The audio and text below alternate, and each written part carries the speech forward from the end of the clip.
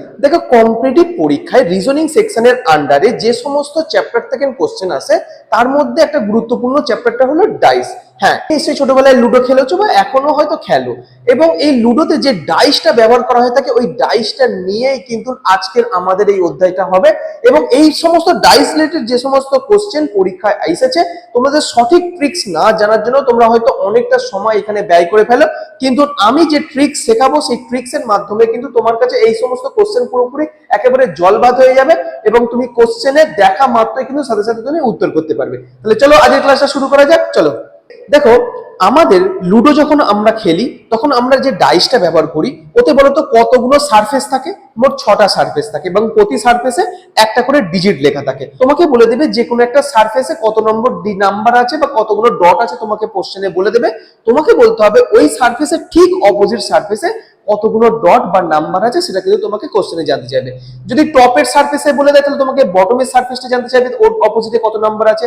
যদি তোমার লেফট সাইডের সারফেসে বলে দেয় তোমার তাহলে রাইট সারফেসে জানতে চাইবে যে কত নম্বর আছে। যদি তোমার ফ্রন্টে বলে দেয় কতগুলো ডট আছে তাহলে তোমার ব্যাকে জানতে চাইবে কতগুলো ডট আছে।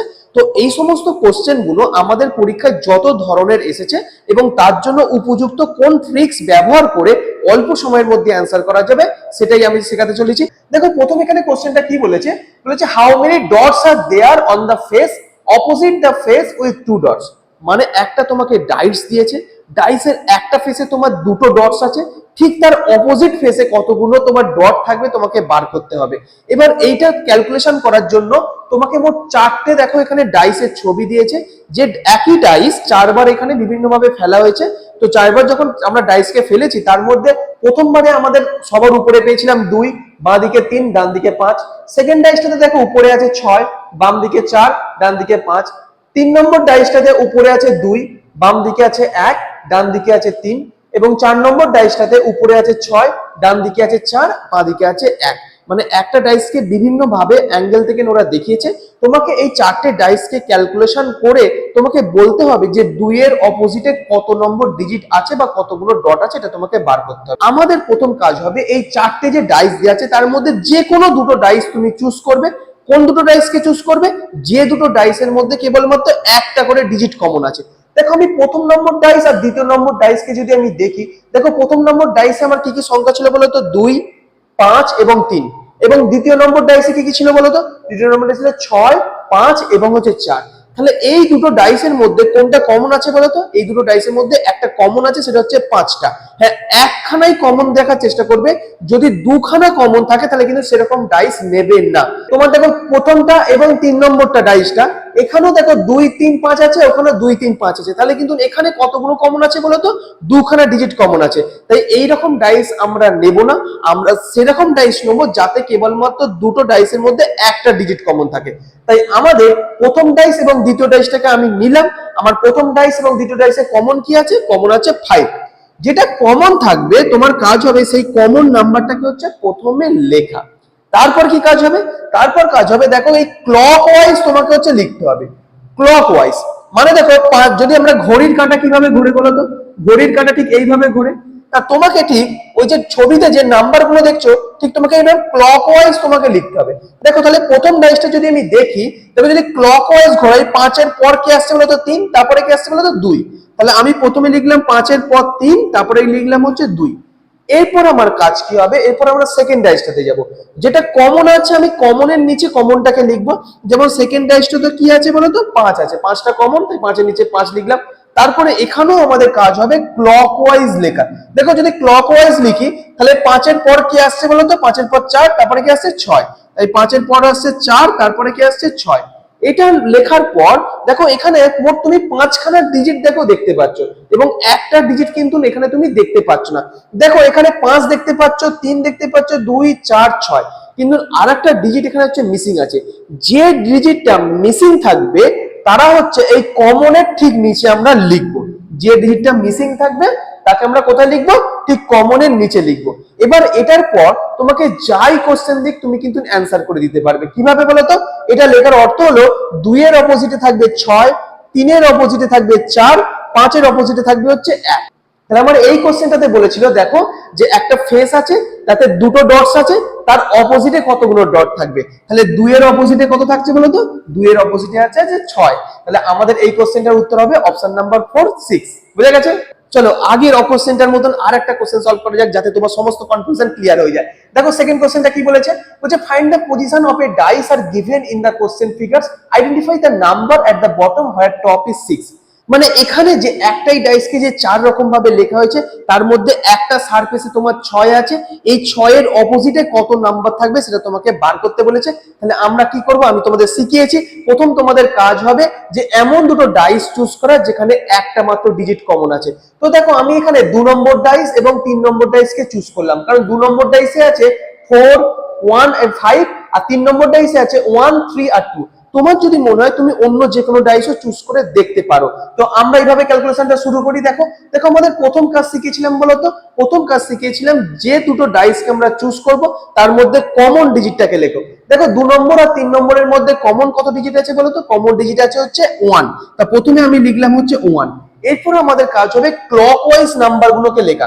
দেখো ক্লকওয়াইজ যদি লিখি, এইভাবে যদি ঘোরাই, একের পর কি আসছে বলতো? 5, তারপরে কি আসছে বলতো? 4। তাহলে একের পর লিখলাম হচ্ছে 5, তারপরে লিখলাম হচ্ছে 4। পরের ডাইসটাতে দেখো লেখা আছে 1 3 2। তাই কমন যেটা লেটার আছে সেই কমনটাকে আমি কমনের নিচে লিখলাম। ওকে, তারপর আমরা ক্লকওয়াইজ ঘোরাবো। দেখো ক্লকওয়াইজ যদি ঘোরাই 1 3 2, তাহলে একে, তারপরে 3, তারপরে কি হচ্ছে 2। আমি আগের কোশ্চেনে বলেছিলাম এখানে আমরা দেখো 5খানা ডিজিট কিন্তু আমরা দেখতে পাবো এবং একটা ডিজিট কিন্তু দেখতে পাবো না। যে ডিজিটটা দেখতে পাবো না সেটা হচ্ছে কোথায় লিখবো বলতো? সেটা হচ্ছে যেটা কমন লেখা হয়েছে কমনের ঠিক নিচে লিখবো। এর অর্থ তাহলে এবার কি দাঁড়াচ্ছে? এর অর্থ দাঁড়াচ্ছে 4 এর অপোজিটে কে থাকবে? 2, 5 এর অপোজিটে কে থাকবে? 3, আর 1 এর অপোজিটে কে থাকবে হচ্ছে 6। এবার আমাদের কোশ্চেনে বলেছে যে 6 এর অপোজিটে কত থাকবে তোমাকে বার করতে বলেছে। তাহলে 6 এর অপোজিটে কত থাকবে বলতো? 6 এর অপোজিটে থাকছে হচ্ছে 1, এবং অপশন নাম্বার কত উত্তর হচ্ছে? অপশন নাম্বার হচ্ছে 2 হচ্ছে এই কোশ্চেনটার আনসার। বুঝা গেছে? তো একই ভাবে এই কোশ্চেনটা আমি তোমাদের জন্য দিলাম, তোমরা এই কোশ্চেনটা ক্যালকুলেশন করে এখনই কমেন্টে জানাও যে এটা কত অ্যানসার হচ্ছে তোমার। ওকে, ডাইসের আরো অন্য টাইপের কোশ্চেন কিন্তু পরীক্ষা এসেছে, সেই রকম আরেকটা স্টাইল আমরা শুরু করি। চলো পরের কোশ্চেন কি বলছে দেখো। বলছে 2 positions of a dice are shown below, when 4 is at the top what numbers will be at the bottom। দেখো কোশ্চেনটা কিন্তু একই ধরনের, বলেছে উপরে যদি 4 থাকে তার অপোজিটে কত থাকবে তোমাকে বার করতে বলেছে, কিন্তু কোশ্চেনের স্ট্রাকচারটা যে ডাইস গুলো দেয়া আছে সেটা কিন্তু আলাদা। দেখো এখানে একমাত্র ডাইস দেয়া আছে, এবং যদি লক্ষ্য করে দেখো দুটো ডাইসেই কিন্তু 5 আর 6 হচ্ছে কমন আছে। দেখো আগে আমি কি বললাম, আগে যে ধরনের কোশ্চেন গুলো শিখলাম যে আমরা এমন দুটো ডাইস চুজ করব যেখানে কেবলমাত্র একটা করে ডিজিট কমন থাকবে, কিন্তু এই ডাইসে কি দেয়া আছে বলতো? এই ডাইসে তোমাকে দুটো ডাইসই দেয়া আছে, আবার দুটো ডাইসই দুটো করে ডিজিট কমন আছে। তো এই ক্ষেত্রে আমরা কিভাবে সলভ করার চেষ্টা করব? দেখো এই ক্ষেত্রে প্রসেসটা আরো ইজি। দুটো ডাইসের মধ্যে যে দুটো ডিজিট কমন আছে সেই দুটো ডিজিটকে বাদ দিয়ে বাদ বাকি যে দুটো আনকমন ডিজিট আছে আমরা লিখি। দেখো আর প্রথম ডিজিটে আনকমন হচ্ছে 4, সেকেন্ড ডিজিটে আনকমন ডিজিট হচ্ছে 2। যে দুটো ডিজিট আনকমন থাকবে তোমরা সবসময় জানবে তারা পরস্পরের অপোজিট হবে। তাহলে 4 এর অপোজিটে কে থাকবে? 4 এর অপোজিটে 2, এবং 2 এর অপোজিটে কি থাকবে? 4। তোমাকে পরীক্ষায় অন্য কোনো ডিজিট দেবে না। যদি এই স্টাইলের কোশ্চেন দেয় জানবে এই দুটো আনকমন ডিজিট থেকে নি একে অপরের অপোজিটে কি আছে জানতে চাইবে, এটা তুমি একদম নিশ্চিন্তে থাকো। তাই এই কোশ্চেনটা আমাদের অ্যানসার হবে অপশন নাম্বার 3 2। চলো আমরা পরের কোশ্চেনটা শুরু করি। কি বলছে দেখো, from the following two different appearances of dice find out the number which is opposite of 5। এখানে তোমাকে দুটো ডিফারেন্ট ডাইস দিয়ে দিয়েছে এবং তোমাকে জানতে চেয়েছে 5 এর অপোজিটে কত আছে তোমাকে বার করতে বলেছে। দেখো যে দুটো ডাইস দিয়েছে তার মধ্যে এখানে ভ্যালুগুলো কি কি আছে বলতো? প্রথম ডাইসে আছে 2 3 5, এবং সেকেন্ড ডাইসে আছে 2 6 আর হচ্ছে 3। দেখো এই দুটো ডাইসের মধ্যে তুমি যদি লক্ষ্য করে দেখো আগের কোশ্চেনটার মধ্যে এখানেও কিন্তু দুটো করে ডিজিট কমন আছে। কি কি বলতো? প্রথম এবং দ্বিতীয় ডাইসে দেখো 2 আর 3 করে কমন আছে। তাহলে আমি আগের কোশ্চেনেই বলেছিলাম যদি দুটো ডাইসের মধ্যে তোমার দুটো করে ডিজিট কমন থাকে এবং যে দুটো ডিজিট আনকমন থাকছে তারা পরস্পরের অপোজিট হবে। তাহলে এখানে হচ্ছে প্রথম ডিজিটে আনকমন হচ্ছে 5 এবং সেকেন্ড ডাইসে আনকমন হচ্ছে 6। তাই 5 আর 6 হচ্ছে পরস্পরের অপোজিট হবে। তোমাকে কোশ্চেনে জানতে চাইছিল যে 5 এর অপোজিটে কে থাকবে, তাহলে তুমি সহজেই বলে দেবে যে 5 এর অপোজিটে কে থাকবে হচ্ছে 6। তাহলে এখানে কোন অপশনটা উত্তর হবে? অপশন নাম্বার হচ্ছে 4 হচ্ছে এই কোশ্চেনটার হচ্ছে আনসার হবে। বুঝে গেছে? চলো একইভাবে এই কোশ্চেনটা আমি তোমাদের জন্য দিলাম, তোমরা এখনই এটা ক্যালকুলেশন করে বলো যে এই কোশ্চেনটার অ্যান্সার কত হবে। ওকে, আশা করছি তোমরা কোশ্চেনের অ্যান্সারটা করতে পেরেছো। এরপরে আমরা নেক্সট টাইপের দিকে যাই। দেখো দেখাতে ডাইসের কোশ্চেন যে সমস্ত আসে তার মধ্যে কিন্তু দুই ধরনের টাইপ আমরা অলরেডি শিখে গেছি। আমরা যেটা এবার শিখতে যাচ্ছি সেটা হচ্ছে ডাইসের 3 নম্বর টাইপ, এবং এই 3 নম্বরটা কেমন হয় সেটা তোমাকে এই নেক্সট কোশ্চেনে আমি বুঝিয়ে দিচ্ছি। এবং কি বলছে, two positions of a dice are given, based on that find out which number is found opposite of a number 2 in a given dice. এখানে তোমাকে দুটো ডাইস দেখো দিয়ে দিয়েছে, দুটো ডাইসের মধ্যে দিয়ে তোমাকে জানতে চেয়েছে যে 2 এর অপোজিটে কত ডিজিট থাকবে। দেখো কোশ্চেন গুলো কিন্তু একই, কিন্তু যেভাবে ডাইস গুলো দিচ্ছে সেই দেওয়া অনুযায়ী কোশ্চেনের পদ্ধতিটা আলাদা হয়ে যাচ্ছে। দেখো এখানে যে দুটো ডাইস গুলো দিয়েছে তাদের ভ্যালু গুলো কিরকম দিয়ে দিয়েছে, প্রথমে দিয়েছে 5, তারপরে 6, তারপরে 3, আর একটা দিয়েছিল 4, 2, 1। দেখো আগের কোশ্চেন গুলোতে আমরা শিখেছি যে যদি দুটো ডাইসের মধ্যে একটা ডিজিট কমন থাকে তখন আমরা কি করব, যখন দুটো ডাইসের মধ্যে দুটো ডিজিট কমন থাকবে তখন আমরা কি করব, আর এই কোশ্চেনটাতে দেখো দুটো ডাইসের মধ্যে কোনো ডিজিটই কমন নেই, তখন আমরা কি করব আমাদের জানতে হবে। যখন দুটো ডাইসের মধ্যে কোনো ডিজিট যদি কমন না থাকে তোমার কাজ হবে দুটো নাম্বারের যোগফল 7 পরস্পরের অপোজিট হবে। মানে কি, মানে 4 এর সাথে যদি আমি 3 যোগ করি, দেখো যোগফল কত আসছে 7। যদি 2 এর সাথে যদি আমি 5 যোগ করি, যোগফল কত আসছে 7।